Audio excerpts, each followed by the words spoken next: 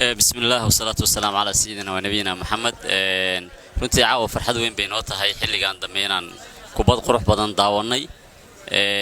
garoonkan quruxda badan iyo dhalinyartan badan oo halkaan caawa fagaarahan isugu yimi kubadda inuu ka soo qayb galnay tiimkii hawsha isku soo dabariday guddiga garoonka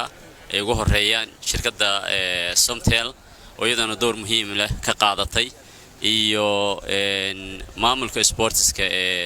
gobolka bari iyo degmada Carmo runtii dhamaantood waa ku mahadsan yihiin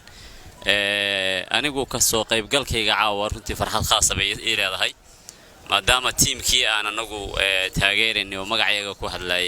Al-Ain Medical Center ay qaadeen caawa koobkii marka dhammaan dhalinyaradii 10kii tiim sidaas oo kale baan iyagana ugu mahad celinaynaa ka soo qayb galkoodii waxay runtii muujiyeen isdhexgal fiican intii ay meelaha ka sheekeyn lahaayeen ama dib kala sameyn lahaayeen kambaniyada kale iyo xarumaha kale magaalada ka jirana waxa looga baahan yahay sidaas oo kale inay uga door muhiim ah uga qayb qaataan arrintan haday waxa la inoo sheegay arrintan inay amniga ay muhiim u tahay sababtoo 200 oo dhalinyarada caawa halkaan jooga waxay ku mashquulsan yihiin in ciyaareysay iyo in daawanaysay waa arrin aad u fiican marka mar labaad iyo mar saddexaad ba waxaanu aad u taageeraynaa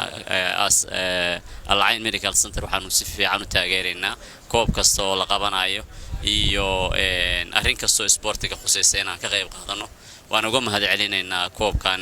sidii quruxda badnayd ee u soo agaabuleen guddiga ka shaqeynayay. Assalaamu calaykum.